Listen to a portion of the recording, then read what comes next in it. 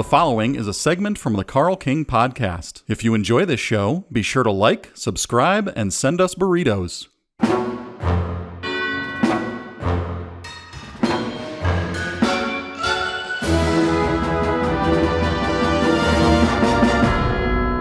First up, we have Big Trouble in Little China from 1986, directed by John Carpenter.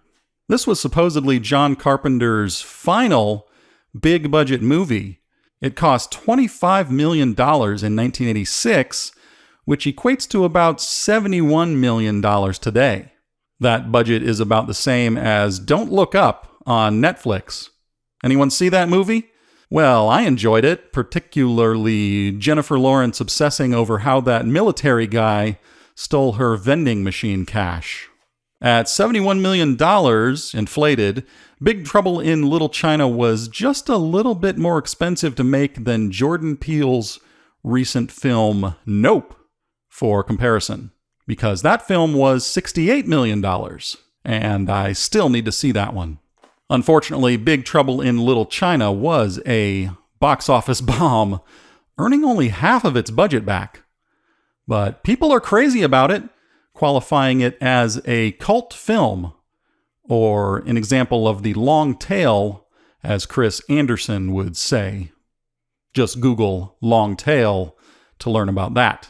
Folks, I'm surprised at how much I ended up enjoying this movie. Because about 1/3 of the way in, I didn't even think I was going to review it. I just couldn't think of much to say. But it grew on me and got me thinking about what I consider an important topic. But before I get into that, it's useful to know that Big Trouble in Little China was originally written as a Western set in the 1880s. Jack Burton was literally a cowboy who rides into Little China. And W.D. Richter was brought in to rewrite it into a modern setting, trading Kurt Russell's horse for a truck.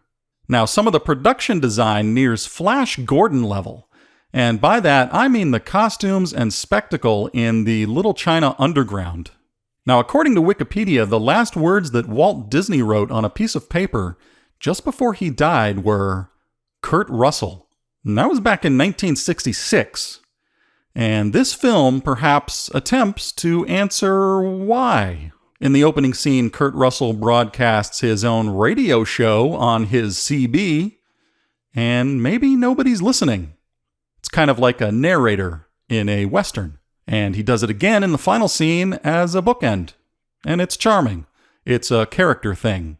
He is the typical everyday dumb white guy who doesn't understand anything.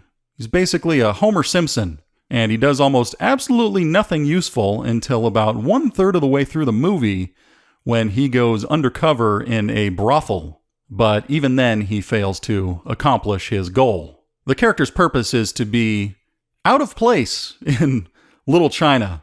One of the characters says to him, quote, "You are not brought upon this world to get it," unquote. He basically plays the straight man, giving the audience a way in. Now, here's my own way into this film. At the end of my Oracle of Outer Space pilot, the narrator asks the question, "Is masculinity a mental illness?" And I think this movie says yes, it is. My argument is this. Kurt Russell's character, Jack Burton, embodies what it means to be an American. He is a loudmouth who is wrong about everything. He is an American hero that is 100% incompetent. Now, to clarify, he's not an anti-hero, because that's something different. That's where a morally ambiguous or even villainous character, or at least a character with a lot of bad traits, is cast in the role of protagonist. As a writer, I had to think, well, what would happen if you took him out of the story? Because it's not his story at all. It's really Wang Chi's story. But then it would have lost its angle, and a bunch of white 80s Americans wouldn't have watched it. Kurt Russell is basically a henchman who is treated the whole time as if he is in charge. He's loud, stupid, never knows where he is or what's going on, and he says so, constantly. He never stops asking, "What's that mean? Where are we? Who are you?" I wonder what percentage of his lines are exasperated, bewildered questions. Sitting there watching it, and I realized, wait a minute. Kurt Russell's character is strikingly similar to Captain Kirk, played by Chris Pine in the J.J. Abrams Star Trek movies. Because he gambles, gets in fights, drinks, chases women, and he just charges right into things. He's surrounded by a diverse, talented, qualified crew who are far beyond him, but somehow he ends up being the boss. So I would not be surprised if that version of Captain Kirk was entirely based on this Kurt Russell character. Maybe someday if I ever meet J.J. Abrams, I will ask him, and he will look at me like I'm crazy and ask me, "Why are you in my backyard?" And then I will be escorted out by the FBI. Anyway, back to Big Trouble in Little China. Jack insists on being an action hero, but he can't even fight.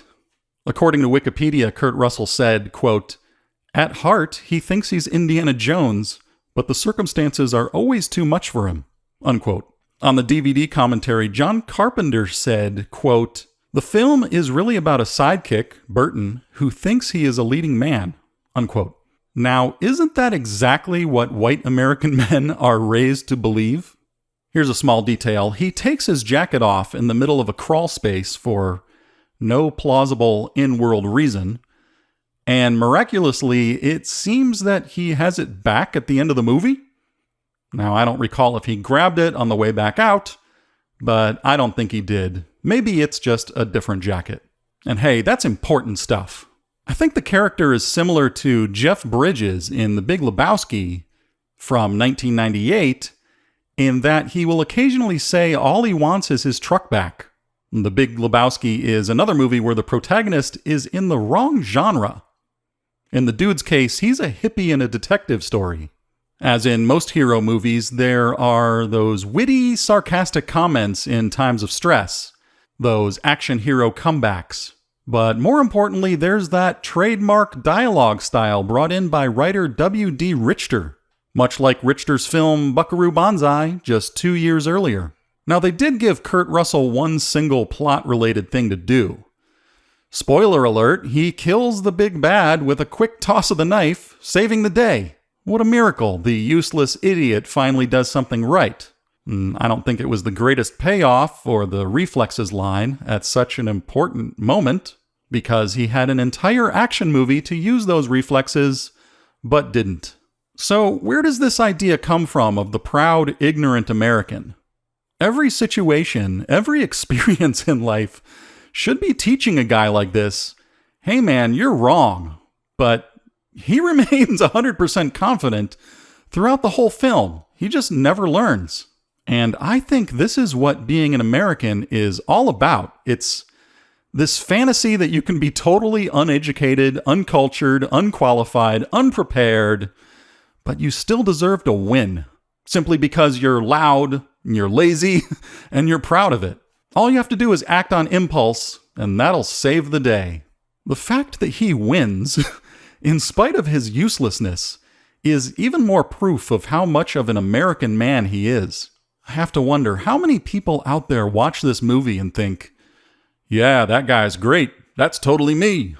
So, listeners, I am curious. Was this the first American hero who was a complete jackass?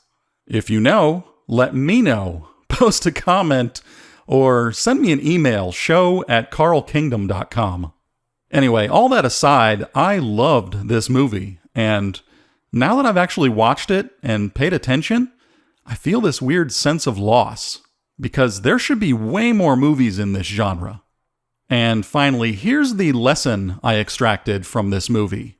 Contrary to all of the screenwriting advice out there, as a writer, you can find your way into a story with an outsider hero, even if he's entirely passive. Had Jack Burton been a more straight-up competent action hero like Arnold Schwarzenegger, this movie would have lost a lot of its charm. So Carl King gives this movie 5 out of 5 stars on Letterboxd, and a little heart too. If If you enjoyed this segment from the Carl King podcast, remember, you can also listen on Apple Podcasts, Spotify, or through an old rubber hose.